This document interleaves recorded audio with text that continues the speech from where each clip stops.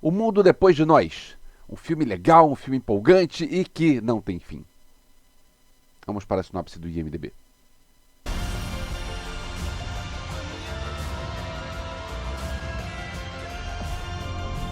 Haven't you been picking up on what's going on out there? Whatever it is, it's happening to all of us. As férias de uma família numa casa luxuosa sofrem uma reviravolta quando um cyberataque afeta todos os dispositivos e duas pessoas estranhas batem a porta.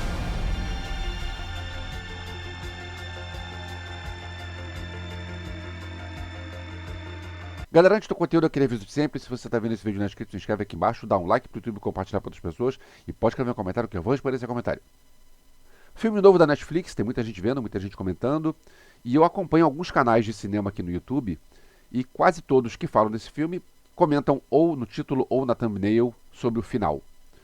E eu pensei, isso deve ser um final em aberto, um final, alguma coisa polêmica no final, e eu fui ver logo o filme.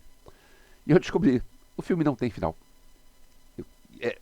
De repente, para e sobe aos créditos.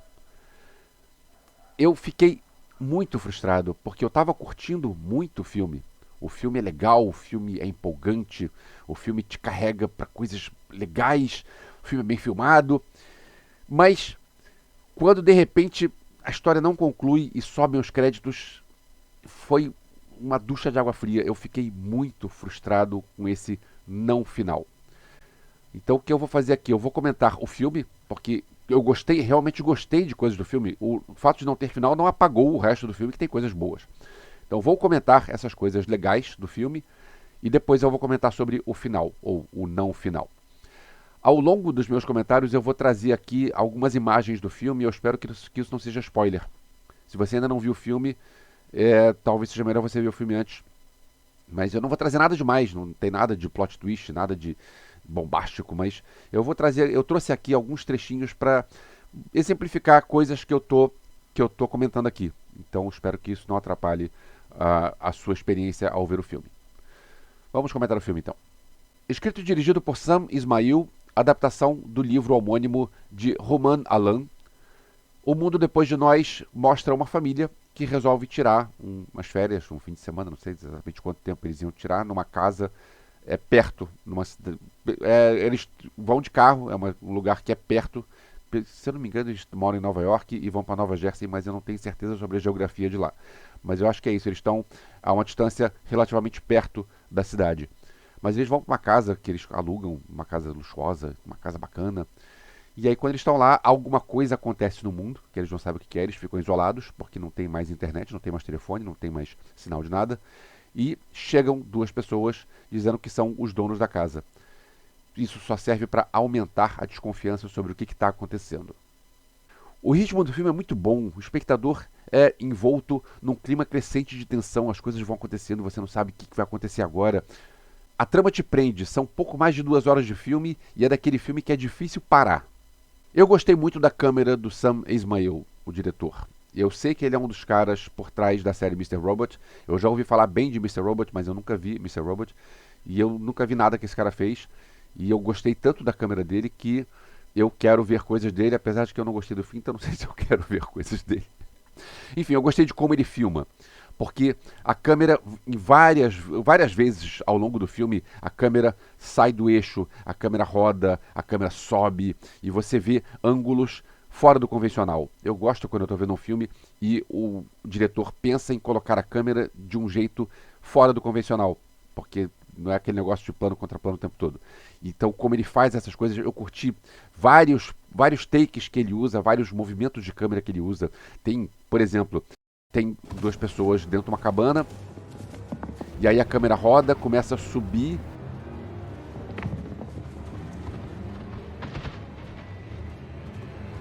passa por uma fresta do telhado e mostra a cabana de fora.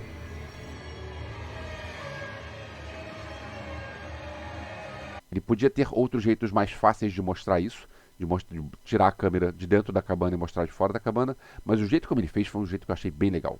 Isso não é o único exemplo no filme, tem vários exemplos no filme, ao longo do filme todo, tem vários exemplos de movimentos de câmera que não são óbvios. Algumas sequências são muito bem filmadas, eu curti muito a sequência do Tesla quando eles estão fugindo. Se você reparar, é um plano de sequência que não tem corte. Provavelmente tem muito CGI ali, provavelmente eles deram algum jeito, não sei qual foi a parte, o making off disso.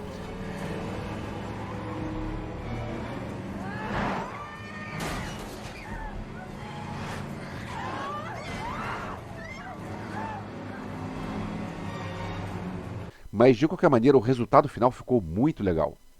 Para quem gosta de mensagens subliminares, sugiro prestar atenção nos quadros. A sala tem um quadro com umas pinturas abstratas em branco e preto, e conforme o filme vai evoluindo, as pinturas vão mudando. Eu não tenho ideia do que aquilo significa, provavelmente aquilo significa alguma coisa. A mesma coisa acontece com a pintura que tem atrás da cama de casal, que ela também muda. Isso aí provavelmente é um mar que no início está tranquilo e o mar vai ficando mais revolto ao longo do filme. Essa é uma mensagem subliminar mais fácil de entender do que o quadro abstrato. Outra que também é fácil de entender, tem o Ethan Hawke passa por um evento ao longo do filme, quando ele está no carro. Não vou contar o que é, mas está no trailer. Mas aí logo depois aparece a Julia Roberts e tem um quadro atrás dela que mostra mais ou menos o que ele passou. O elenco também manda muito bem, são poucos atores, são os 6 que estão na casa, e tem uma participação do Kevin Bacon em 2 cenas, uma cena muito rapidinha e outra cena um pouco mais longa. Os que estão na casa, a Julia Roberts, o Ethan Hawke e o Mahershala Ali, que são os nomes conhecidos, os 3 estão muito bem. Tem os 3 mais novos, que são pessoas que pelo menos eu não conhecia, que também estão bem, e o elenco todo está funcionando muito bem junto.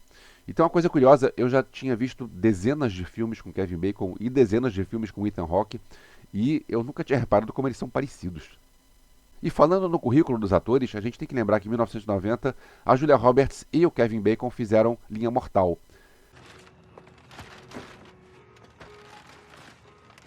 Será que nessa cena que eles estão se olhando, eles não estão pensando, eu não te conheço de algum lugar? Ah, deve ser daquele filme, Linha Mortal.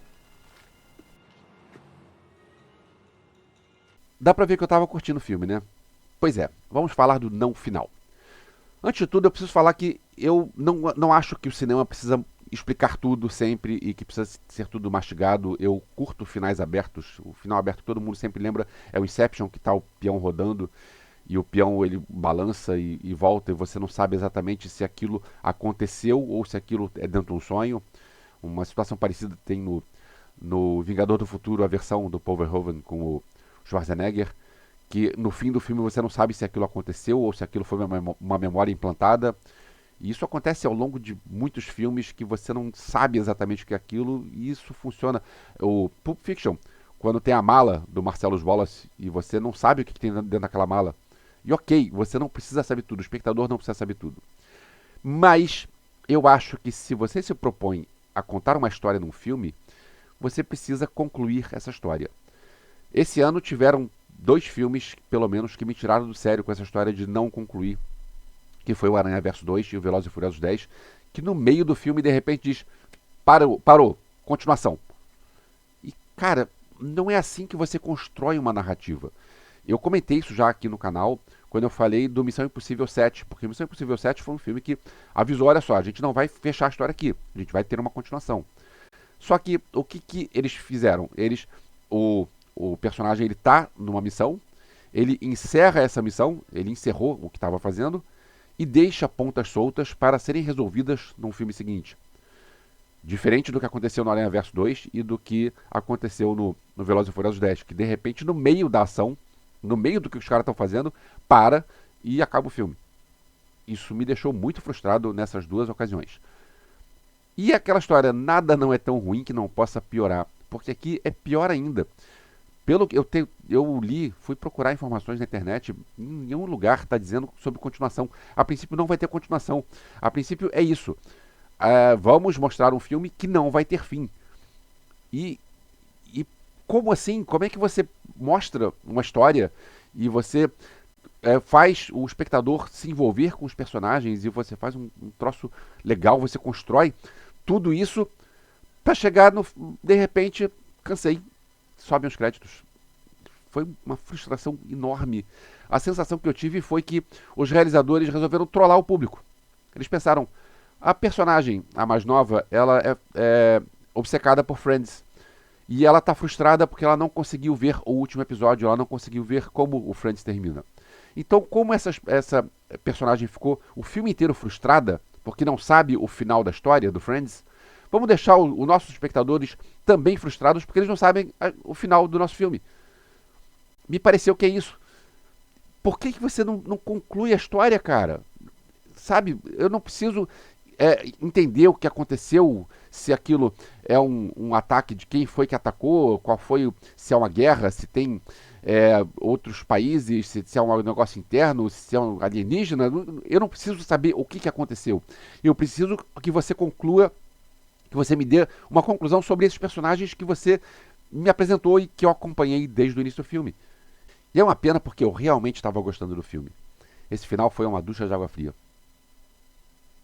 Mais uma vez, obrigado por ter chegado até o final. Você já viu O Mundo Depois de Nós? O que você achou? O que você achou do Não Fim? Escreve aqui embaixo, vamos trocar uma ideia.